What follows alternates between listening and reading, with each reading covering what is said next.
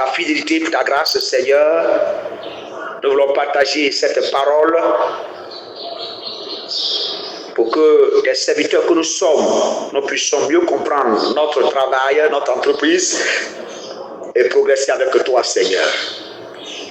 Bénis tes serviteurs qui reçoivent cette parole, édifie-les au nom de Jésus. Amen. Comment réussir mon entreprise? Chers serviteurs, servants de l'Éternel, cette parole est spécialement pour les pasteurs, les ouvriers qui travaillent avec Dieu. Comment réussir ce travail? Comment réussir le ministère? Comment réussir notre entreprise? Chacun a son travail dans la vie. Le Seigneur nous a choisis pour dire qu'il nous met à la tête de son église, à la tête de son champ. Alors comment on va réussir ce travail? C'est très important.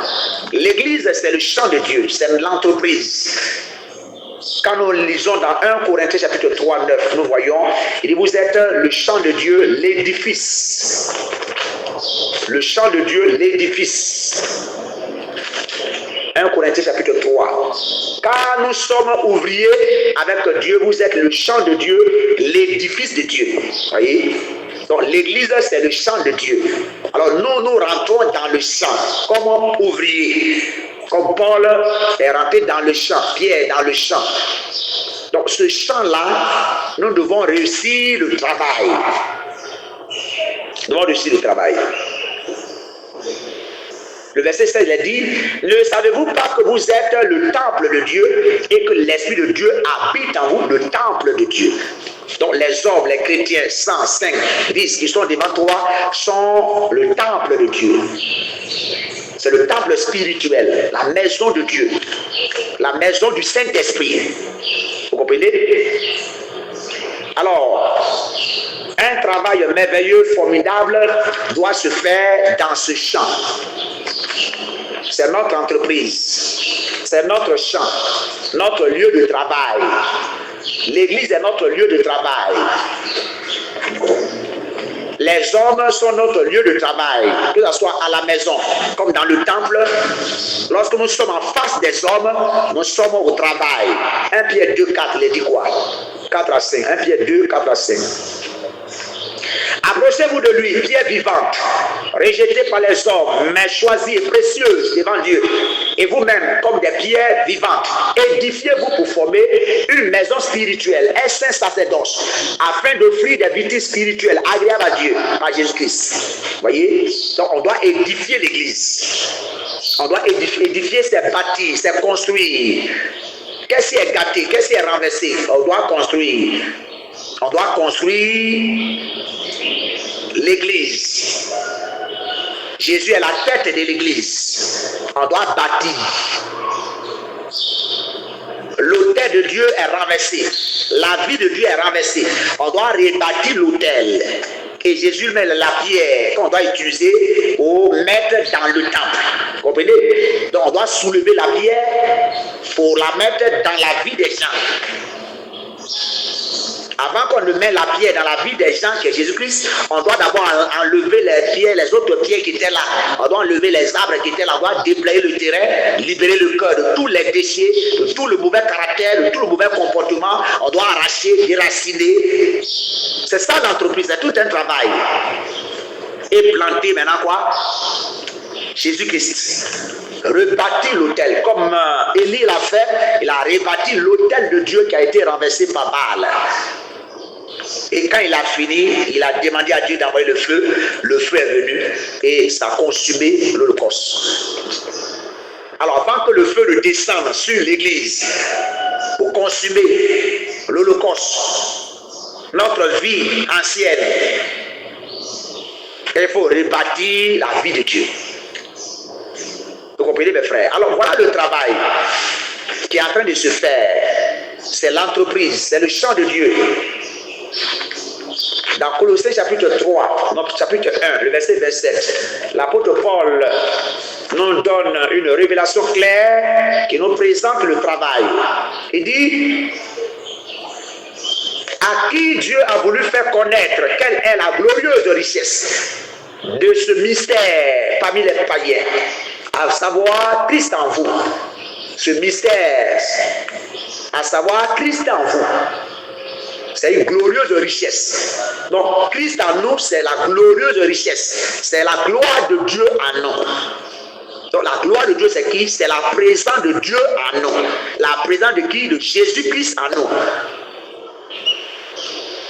Il faut bâtir la gloire de Dieu dans la vie des chrétiens.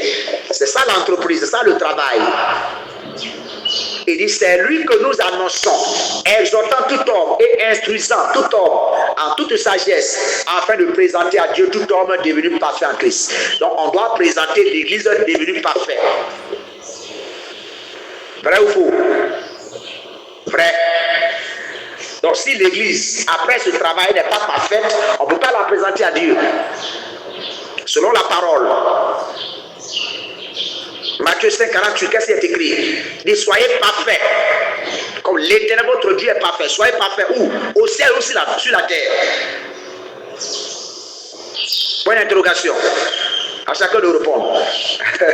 Que Dieu nous bénisse. Voilà, donc le travail qui est en train de se faire vise un objectif, vise un but. Alors, cher pasteur, le travail, cette entreprise vise un objectif. C'est-à-dire qu'il faut présenter des hommes devenus parfaits sur cette terre, devenus saints, devenus agréables, raisonnables, délivrés de la condamnation du péché. Et c'est tout un travail. Nous sommes appelés à édifier l'Église, c'est-à-dire bâtir la vie de Dieu dans la vie des hommes. Perfectionner, c'est-à-dire embellir, rendre agréable l'Église. Il faut dégager de l'Église tout ce qui est immoralité, tout ce qui est de l'idolâtrie, tout ce qui est de la méchanceté. Il faut faire sortir de l'Église tout ce qui est de la convoitise. Il faut faire sortir de l'Église tout ce qui est de la cupidité, tout ce qui est de la colère, de l'irritation. Il faut faire sortir de l'Église tous ces péchés qui mettent l'Église dans la condamnation et qui fait que les démons possèdent l'Église. Les démons viennent dans l'Église lorsqu'il y a le désordre, lorsqu'il y a le péché. Alors, cet ouvrier que Dieu a choisi, il doit faire un travail merveilleux pour dégager, pour déblayer, pour nettoyer l'Église, pour que Dieu puisse s'asseoir dans l'Église. C'est ça l'entreprise du chrétien, du sacrificateur. C'est le sacerdoce. Et ce sacerdoce doit être glorieux. Bien aimé, comment réussir ce travail, cher pasteur? Comment nous allons réussir? Josué chapitre 1 va nous aider à réussir, à voir comment nous allons réussir. Regardons bien. Josué chapitre 1, le verset 8. Que ce livre de la loi ne se loin point de ta bouche. Médite-le jour et nuit pour agir fidèlement, selon tout ce qui est écrit. Car c'est alors que tu auras du succès dans tes entreprises. C'est alors que tu réussiras. Donc, dans tes entreprises. Alors, nous, notre entreprise, ici, c'est l'Église. C'est la maison de Dieu. C'est le temple de Dieu. Le temple spirituel que nous devons bâtir. C'est un travail. C'est pourquoi tous ceux qui disent que le travail du pasteur n'est pas un travail et il doit aller chercher du travail, répentez-vous maintenant. Répentez-vous de ce langage. Je vous prie. Dans la vie, chacun a son travail. On ne dit pas qu'il n'y a pas de faux pasteurs, de faux enseignants, de faux prophètes. On ne dit pas ça. Mais chaque mot dans la Bible a son sens. Si on parle de pasteur dans la Bible, c'est qu'il y a un groupe de personnes, effectivement, que Dieu a choisi, qui doivent travailler dans la vie des âmes. N'est-ce pas? C'est leur travail. Il y a ceux qui sont commerçants, policiers, gendarmes, machinistes. Tout ça, c'est la diversité de Dieu. Dans le travail, dans l'entreprise. Mais dis que le travail du pasteur n'est pas un travail comme les gens ont fait, ils sont devenus pasteurs. Comme les gens ne savent pas ce qu'ils vont faire, ils sont devenus pasteurs. Tu es en train de pécher contre Dieu. Tu es en train de pécher contre Dieu. Vous comprenez? Si tout le monde doit aller sur la route pour être policier, qui va venir pour prêcher? Qui viendra pour préparer le message, pour soigner les gens? C'est comme on disait, non, le travail des médecins, c'est pas un travail. C'est pas un travail. Et ils sont là, ils sont assis au bureau, c'est pour soigner, piquer aux gens. Mais si les médecins ne vous soignent pas là, comment vous allez guérir de votre palu pour aller dans la mine pour chercher de l'or? Si le médecin ne te soigne pas, ne te donne pas une prescription pour aller à la pharmacie, pour te soigner, pour que ton coco quitte là, comment tu vas aller pour aller enseigner à l'école? Tu es chauffeur, comment tu vas t'asseoir pour parcourir des kilomètres pendant que tes fesses sont en train de brûler? Alors, s'il n'y a pas des gens pour soigner l'âme des personnes sur cette terre, mais la terre est gâtée. Et vous voyez, plus que on est en train de dire que le travail des pasteurs n'est pas un travail, ils n'ont qu'à aller chercher travail. Ok, tout le monde est en train de chercher travail. Maintenant, on se plaint que le mal est en train de grandir, n'est-ce pas? Il y a beaucoup de problèmes, n'est-ce pas? Les soulards sont plus délivrés, les impudiques sont plus délivrés, les sorciers sont plus délivrés, on ne prie plus pour les mystiques, voilà, on n'intercède plus. Ok, tout le monde allait chercher travail, non?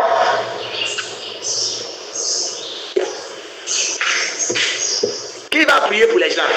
Donc, il y a trop de problèmes aujourd'hui parce que ceux qui doivent se concentrer à s'occuper des âmes, à la guérison spirituelle, ils ne sont plus à leur poste. Parce qu'on leur a dit que leur travail là, c'est pas travail.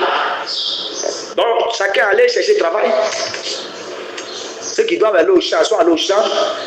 Ceux qui doivent aller à la mine, soit aller chercher de l'or pour nourrir leur famille. Mes frères, le travail du pasteur, c'est un travail. Et c'est le plus dur travail de la terre. Il n'y a pas de retraite dedans. Il n'y a pas de congé dedans. Le jour qu'il y a congé, c'est qu'il est mort, il sera au ciel. On ne peut pas minimiser les choses de Dieu à ce point, mes frères. On ne peut pas être aigri contre Dieu à ce point. Alors, répandons-nous de ce langage et prions pour les serviteurs de Dieu, intercédons pour que Dieu vraiment soit avec eux. Ceux qui ont dévié, qui reviennent dans la droite ligne, ceux qui sont affaiblis, qui soient forts. Parce qu'on les regarde, on compte sur eux pour intercéder pour nous, pour prier pour nous orienter, pour nous montrer le chemin de la vie. Ils ont besoin d'être disposés pour faire ce travail. S'ils vont échouer, plus ils ont échoué parce qu'ils sont plus disposés. Ils courent ici chercher l'argent pour payer sa maison. Ils courent ici, qu'est-ce qu'il va porter? Pendant que ceux qui sont assis là, ils peuvent quand même lui donner quelque chose pour s'habiller. Un seul pantalon là, il a en train de courir pour chercher un pantalon. Pendant que tu es assis là, tu peux lui donner un pantalon. Mais c'est la méchanceté. Tu es contre l'œuvre de Dieu, tu es contre l'œuvre du Seigneur. Tu es contre l'évolution de l'œuvre de Dieu. Tu es contre l'évolution du champ du Seigneur. L'église est le champ de Dieu. Il a établi des serviteurs pour diriger. On ne peut pas être dans la haine jusqu'à ce point, mes frères. C'est une parenthèse. Alors, chers serviteurs de Dieu, servants de Dieu, comment réussir le travail? Dans Josué chapitre 1, il est dit que ce livre, la loi, ne se loin point de notre bouche, nous devons la méditer jour et nuit pour agir fidèlement. Ça veut dire quoi? Celui qui doit réussir dans cette entreprise, dans le sacerdoce, il doit être d'abord fidèle. C'est très important. Souvent, c'est notre infidélité aussi qui amène les gens à avoir des réactions. Par exemple, ça énerve les gens. Un pasteur qui est impudique, un pasteur qui a pris femme de son papa, un pasteur qui a pris... Vous voyez que ça énerve les gens. Donc on a l'impression que c'est un travail d'escroquerie et les gens parlent mal. Mais c'est ça aussi. Il faut être fidèle. Il faut agir fidèlement. Un pasteur, un sacerdoce qui n'est pas fidèle, il ne doit pas diriger l'église du Seigneur. C'est pas la peine. Je suis dans tel ministère, tu n'es pas encore fidèle. Tu as réussi comment? Tu as édifié qui? Tu as bâti qui? Tu as changé qui? Toi-même tu n'as pas changé, tu as changé qui? Toi-même tu n'es pas encore délivré du mensonge. Tu as on s'en va délivrer les gens du mensonge. Toi-même tu es dans le mensonge. Oui, c'est ça le problème. Donc la fidélité nous donne de réussir dans notre entreprise. Et pour être fidèle, il dit quoi? Il faut méditer le livre de la loi, jour et nuit. Donc la méditation nous permet de comprendre la volonté de Dieu et d'être délivré du pouvoir du péché. Alors avant d'aller présenter ce livre, la loi, aux autres pour bâtir aussi l'autel de Christ dans leur vie, il faut que moi-même je sois d'abord assis dans la loi. Il faut que je sois fidèle. Il faut que l'autel de Christ soit déjà bâti en moi pour aller bâtir. La difficulté du travail aujourd'hui est que nous qui sommes des conducteurs spirituels, la vie de Dieu n'est pas totalement bâtie en nous. Donc on construit d'un côté, on gâte d'un côté, on lève les murs à gauche, on casse ça à droite par la colère, on lève ça devant, on casse ça par l'immoralité, on lève ça à gauche, on casse ça par vengeance, on lève ça ici, on casse ça par la haine. Vous voyez, bon, tu n'es pas fidèle, tu ne peux pas bâtir l'église du Seigneur. Et pour qu'on soit fidèle, le Seigneur nous montre le chemin, le remède, la formule, et dit que la loi qu'il nous a donnée, nous devons la méditer jour et nuit. Vous comprenez? Il faut être fidèle selon tout ce qui est écrit. Donc il y a des choses que Dieu a écrites. Voyons par exemple dans Matthieu 28.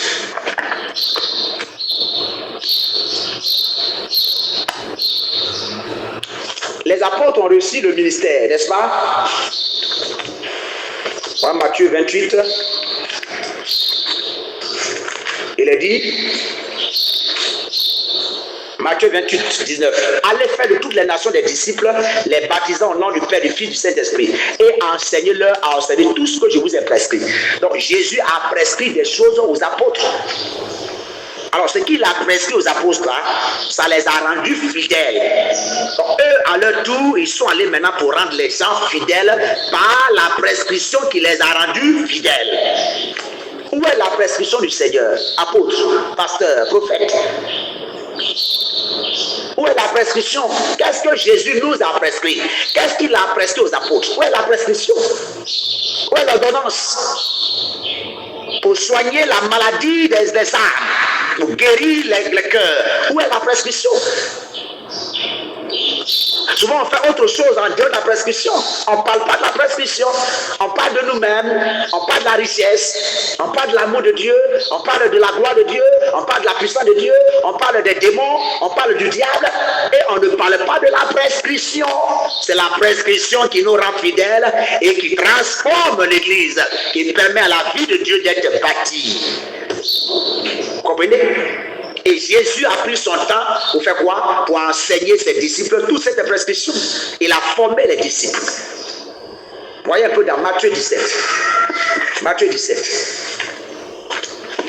Le verset 19. Il est dit, alors les disciples s'approchaient de Jésus et lui dirent en particulier, pourquoi n'avons-nous pas chassé ce démon? C'est à cause de votre incrédulité, leur dit Jésus. Je vous le dis en vérité, si vous avez de la foi comme un grain de sénévé, vous direz à cette montagne, transporte-toi d'ici et là, et elle se transporterait. Rien ne vous serait possible. Vous allez réussir. Mais pour le moment, vous êtes incrédule, vous êtes pervers. Alors comment enlever l'incrédulité et la perversité des cœurs des apôtres, des disciples? Jésus leur a donné la prescription.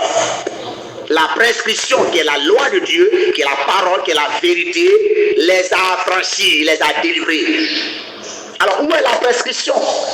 Et c'est cette même prescription qui va transformer l'Église, qui va édifier l'Église et qui va perfectionner l'Église.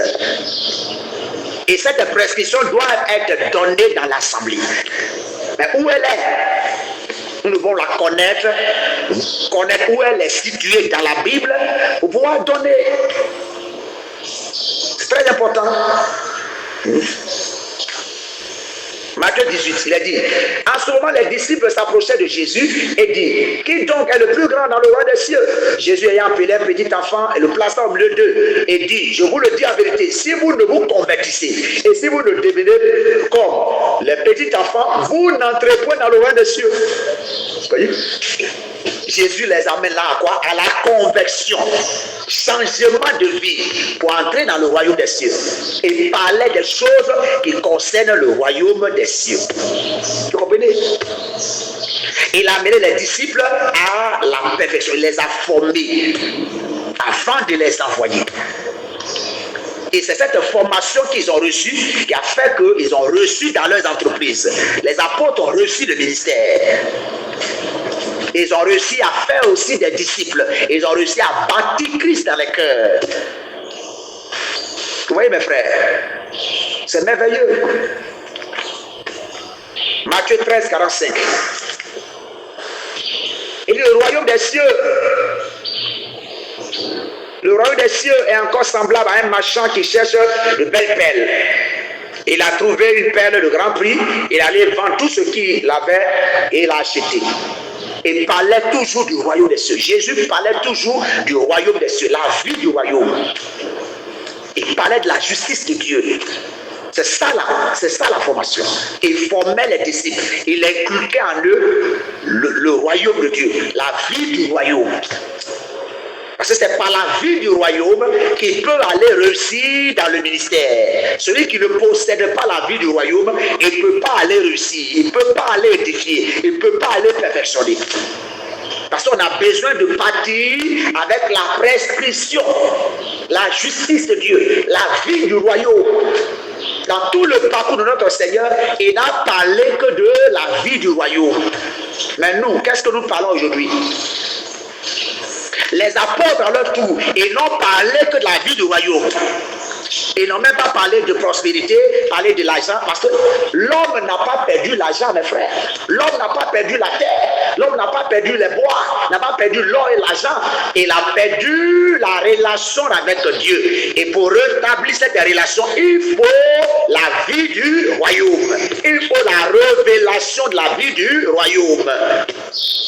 C'est parce qu'on a perdu la vie du royaume que le diable nous maltraite sur la terre. C'est parce qu'on a perdu la vie du royaume que le diable piétine nos biens. Il y a des gens qui ne sont pas à l'église, mais ils ont l'argent. Ils ont des biens, ils ont des voitures, ils ont des maisons. Mais ils n'ont pas la paix, ils n'ont pas la vie de Dieu. Ils sont tourmentés par les mauvais esprits. Alors je ne peux pas aller dire à cette personne, viens, Jésus va te bénir. Viens, Jésus va te donner voiture. Mais il a déjà voiture, il a déjà une maison. Son père lui a laissé 15 hectares de cacao. Il mange bien. Mais le seul problème qu'il a, c'est qu'il ne dort pas bien. Il est tourmenté par les mauvais esprits. Il vit dans le péché. Il est sous la condamnation et il est prêt à aller en enfer. Alors, cet homme a besoin de la vie du royaume pour être délivré. Jésus est venu pour détruire les œuvres du diable. Par quoi? Par la vie du royaume. Il a donné cette prescription. Alors, sacrificateurs devons capter la prescription, capter la vie du royaume, capter la justice, posséder la vie du royaume pour aller bâtir des vies. Parce que le travail de Dieu consiste à rebâtir l'autel de Dieu dans la vie des âmes. Vous comprenez? C'est très essentiel. Dans Luc 22, comme le Seigneur disait au Pierre, Pierre, Satan vous a réclamé pour vous cribler. Quand tu seras converti, donc Jésus se préoccupait de la conversion de la vie des disciples. Il se préoccupait de la vie de Dieu. Il les a formés, il leur a inculqué la vie du royaume, la vie de Dieu. Il les a enseignés à connaître Dieu. Il les a enseignés à retrouver leur paix, à se réconcilier avec Dieu. Tous les enseignements que le Seigneur a donnés dans la parole, il ne parlait que des choses qui concernent le royaume. Vous comprenez? Matthieu chapitre 5, la béatitude. Il parlait des choses qui concernent le royaume. Alors, bien aimés, nous aussi, en tant que sacrificateurs, qu'est-ce que nous sommes en train de dire? Qu'est-ce que nous sommes en train de faire? Est-ce que nous parlons des choses qui concernent le royaume ou bien nous parlons d'autres choses? Mais si nous parlons d'autres choses, ça veut dire que nous ne sommes pas en train de réussir notre ministère. Et si nous ne sommes pas en train de réussir notre ministère, ça veut dire que nous ne sommes pas en connexion avec la vie du ministère. Comprenez? Il faut être fidèle pour aller rendre les gens fidèles. Dans Actes chapitre 1, le verset 3, il est dit, après qu'il eut souffert, il leur apparut vivant et il leur en donna plusieurs preuves, se montrant à eux pendant 40 jours et parlant des choses qui concernent le royaume de Dieu. Et parlait des choses qui concernent le royaume de Dieu. Parce que Jésus lui-même possède le royaume de Dieu. Donc il parle des choses qui concernent le royaume de Dieu. Si on ne parle pas des choses qui concernent le royaume de Dieu, c'est-à-dire la justice de Dieu, la vie de Dieu, la sanctification, le dépouillement, la crainte de Dieu, si on ne parle pas de la loi de Dieu, l'amour de son prochain, l'amour de Dieu, si on ne parle pas de ces choses pour reconnecter les gens à Dieu, ça veut dire que nous ne possédons pas la vie du royaume en nous. Nous ne sommes pas en train de réussir l'entreprise. Vous voyez mes frères, les disciples ont fait autant. Au cours de leur ministère, ils ont parlé des choses qui concernent le royaume jusqu'à leur vie. Dans Actes 28, 23, l'apôtre Paul, il leur fixait un jour et plusieurs vinrent le trouver dans son logis. Paul leur annonça le royaume de Dieu et rendant témoignage et en cherchant par la loi de Moïse et par les prophètes à les persuader de ce qui concernait Jésus. Il cherchait à les convaincre. Vous comprenez? Il parlait du royaume de Dieu. Le royaume de Dieu, c'est Dieu lui-même. Il parlait de Dieu. Dieu, c'est qui? Dieu, c'est la parole. Au commencement était la parole. La parole était avec Dieu. La parole était Dieu. Dieu, c'est la loi. Dieu, c'est la vérité. C'est ça la prescription. C'est ça l'enseignement. Jésus a passé tout son temps à enseigner l'Église, à enseigner ses enfants. Et lorsqu'il y a des cas difficiles, les cas de maladie, il priait pour les gens. Mais nous aujourd'hui, c'est délivrance. Matin, midi, soir, c'est délivrance. Il n'y a plus d'enseignement dans l'église. Et les gens sont délivrés matin, le soir, ils sont repossédés. Ils sont délivrés cette semaine, l'autre semaine, ils sont possédés. Et chaque jour, c'est eux qui tombent dans l'église. Chaque culte, chaque programme, ça tombe seulement. Il est tombé ce mois, le mois prochain, il tombe encore. L'autre mois, il tombe encore. Bon, donc il n'y a pas de délivrance dans l'église. Dieu ne délivre pas quoi.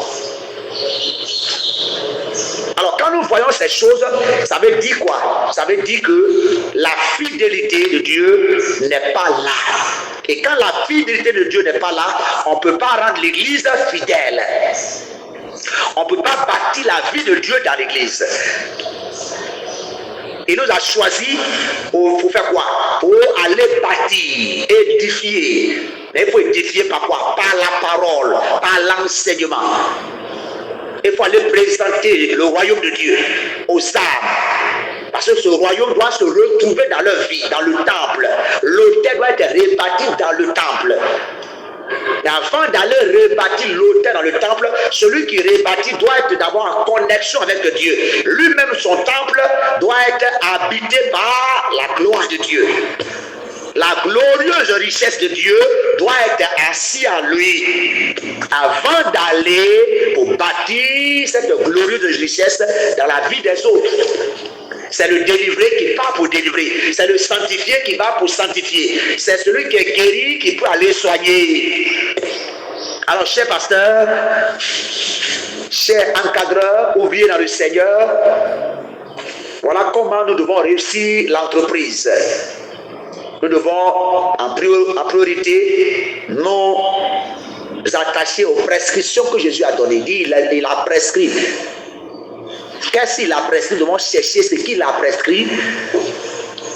Nous attacher à cette prescription, faire corps à corps avec la prescription, pratiquer cette prescription, faire asseoir Dieu en nous. Ensuite, il faut aller maintenant pour travailler dans le champ et nous allons réussir dans notre entreprise.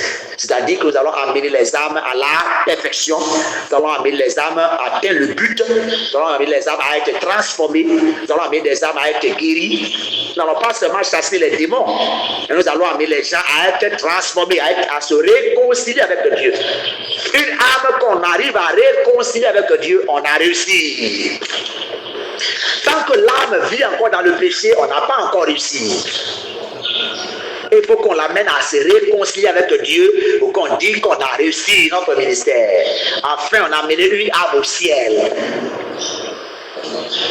Mais si nous passons notre temps à nous occuper des démons et que nous laissons l'enseignement qui est la parole qui dérange le diable, vous allez voir que nous n'allons pas réussir.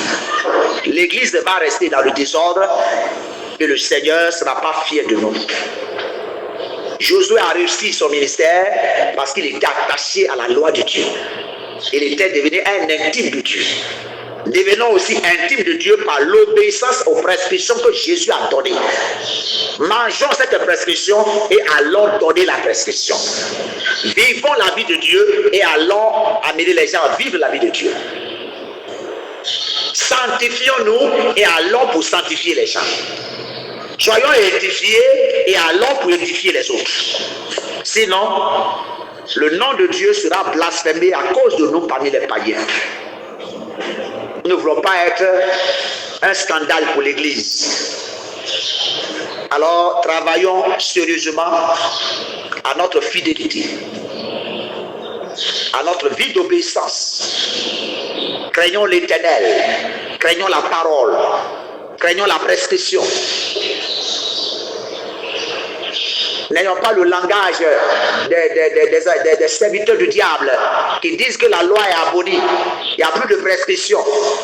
On peut vivre dans le péché et la grâce va surabonder. Non, non, non. Nous ne sommes pas de ce genre de serviteurs. Dans Matthieu chapitre 5, le verset 21 jusqu'à 48, le Seigneur nous a donné tous les détails.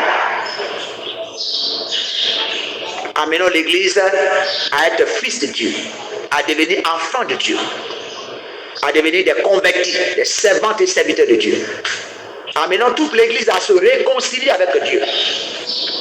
Si nous le faisons ainsi, nous serons heureux. Nous serons dans la joie et Dieu sera vraiment heureux. Alors, que la paix de Dieu soit avec nous. Que Dieu bénisse ton ministère. Seigneur, bénis le ministère de ton serviteur, de ta servante, de ton fils. Sois avec eux. Ouvre les yeux davantage sur la parole. Et fais-nous découvrir tout ce que tu as prescrit, Seigneur. Pour notre propre édification d'abord. Et aller pour édifier ton peuple. On ne peut donner que ce qu'on a.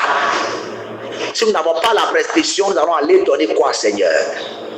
Révèle-toi à tes serviteurs, ouvre nos yeux. Favorise ton règne dans notre vie, Seigneur, puissamment. Que ta volonté soit accomplie en nous d'abord, afin que nous soyons un témoignage au milieu des hommes, en tout lieu, partout où tu nous enverrais. Merci Seigneur, parce que tu te révèles à tes serviteurs, au nom puissant de Jésus. Amen.